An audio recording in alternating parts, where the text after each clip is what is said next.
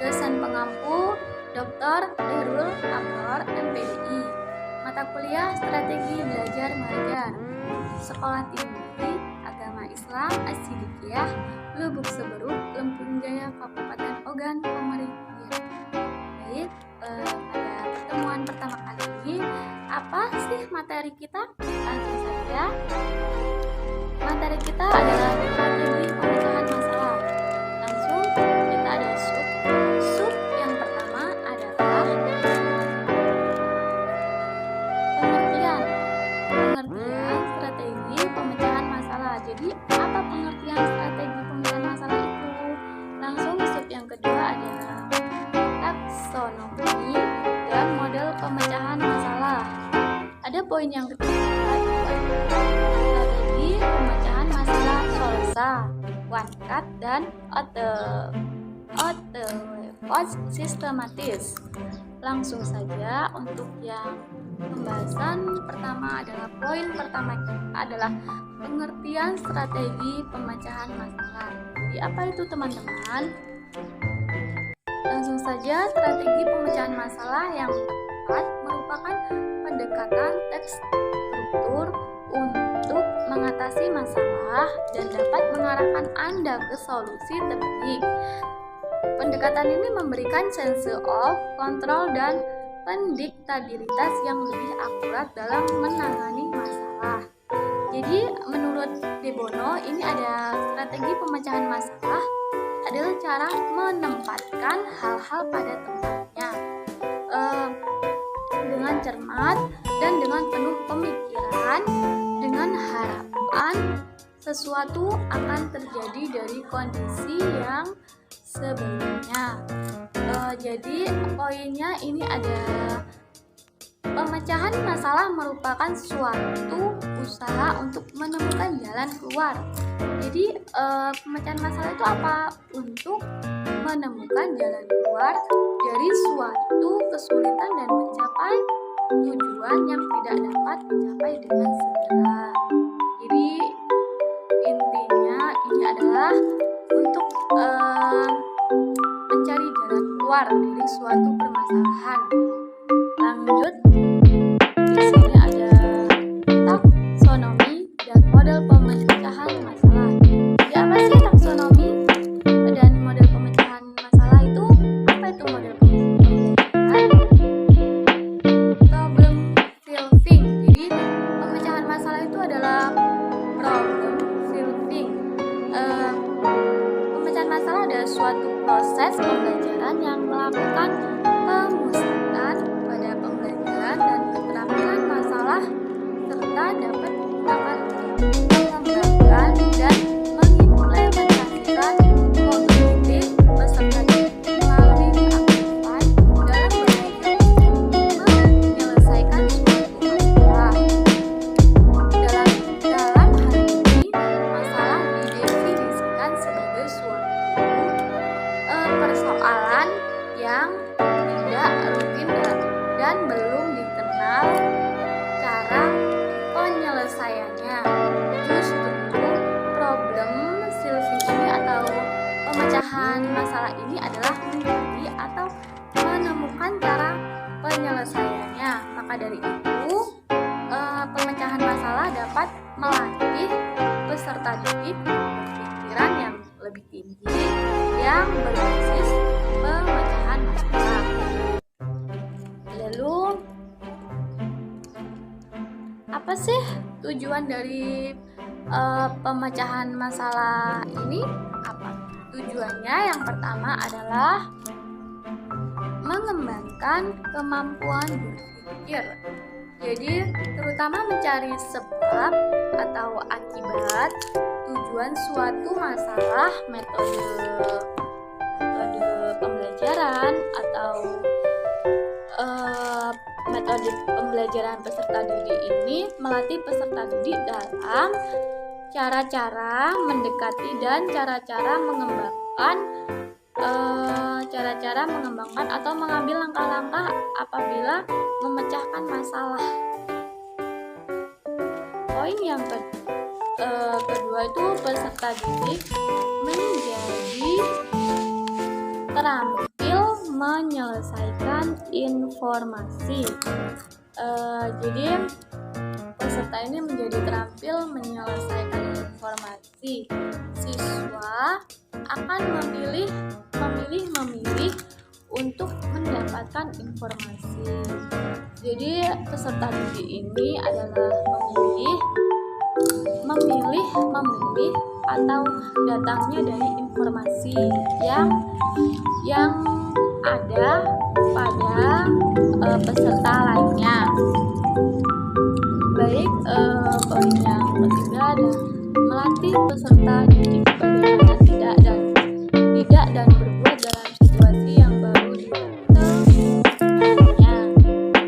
Poin yang keempat ada memberikan kepada peserta didik pengetahuan dan percakapan praktis yang bernilai atau bermanfaat bagi keperluan hidup sehari-hari. Jadi metode pembelajaran ini memberi dasar-dasar pengalaman yang praktis mengenai bagaimana cara-cara memecahkan masalah dan percakapan ini dapat diterapkan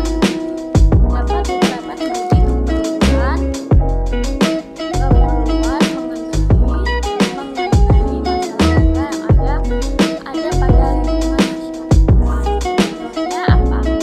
Contohnya pada matematika, kemampuan pemecahan masalah mata pembelajarannya matematika dapat diketahui dari soal-soal dalam bentuk uraian. Mengapa demikian?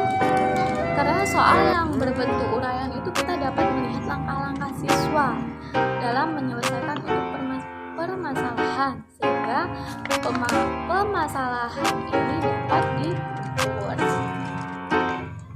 Baik, di sini ada tahapan penyelesaian masalah. Yang pertama, kenali masalah secara umum atau mendefinisikan masalah. Jadi kita itu harus mengenali apa sih masalahnya, dan kita harus mendefinisikan masalah tersebut. Ada yang kedua, temukan bukti dari permasalahan. Jadi kita harus menemukan bukti dari permasalahan tersebut. Apa buktinya? Dari kita mengenali kenali masalah secara umum, dan tidak lupa untuk temukan bukti dari permasalahan tersebut. Poin ketiga adalah carilah penyebab munculnya masalah. Jadi apa timbul dan munculnya masalah yang dialami peserta didik? Ada pertimbangkan berbagai kemungkinan untuk menemukan jalan keluar dari masalah. Jadi poin ketiga ini pertimbangan itu bagaimana kemungkinan untuk menemukan jalan keluar dari masalah. Jadi bagaimana sih jalan keluar yang terbaik untuk memecahkan suatu masalah ini atau memecahkan problem solving ini. Poin yang ke-5 ini ada pilihlah jalan keluar yang dengan mudah. Jadi ini antara poin keempat dan poin kelima itu tidak jauh beda. Kita harus memilih jalan keluar yang tepat dan dengan mudah, yang bisa kita pahami. Jalan keluar yang mudah untuk laksanakan penyelesaian yang dilakukan. Jadi kita harus memeriksa kembali dengan penyelesaian yang sudah atau yang telah dilakukan. Merupakan jalan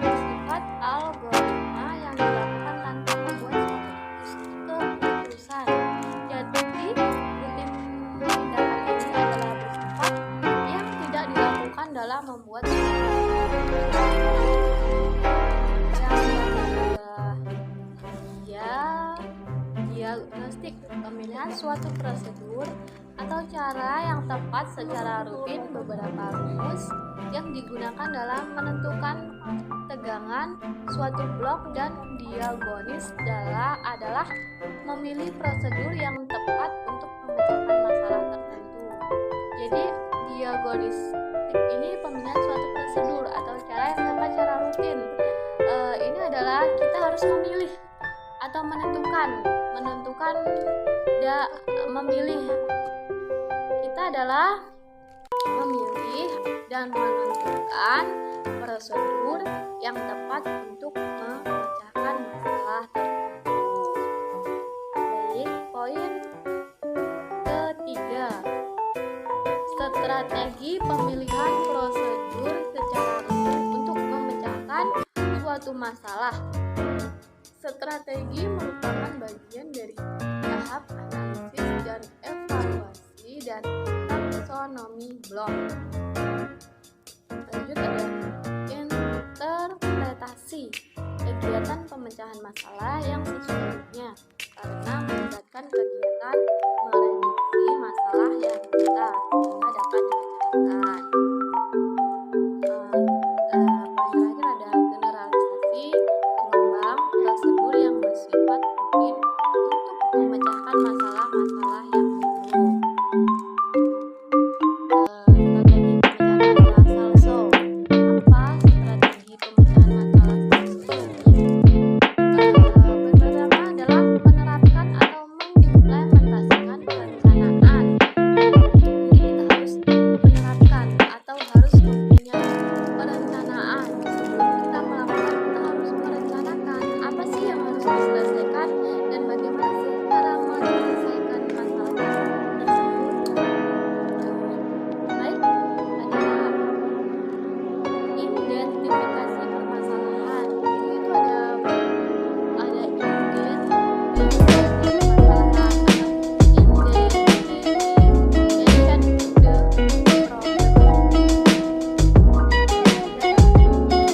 perencanaan, kita harus menyesuaikan perencanaan yang harus kita bahas atau harus merencanakan dalam problem solving. Ada penilai hasil pemecahan. Jadi poin ketiga dengan poin keempat ini sama-sama menilai. Cuman bedanya ini kan yang poin keempat menilai perencanaan, poin terakhir menilai pemecahan. Jadi harus menilai ketika problem solving ini sudah diselesaikan atau sudah dipecahkan dan sudah mendapatkan jalan keluarnya, itu harus ada penilaian. Baik, terima kasih. Maaf jika saya pribadi banyak kesalahan atau dari materi ini kurang pemahaman atau penjelasan atau kata-kata yang salah dari saya dari segi penjelasan atau menyampaikan materi tersebut. Saya mohon maaf.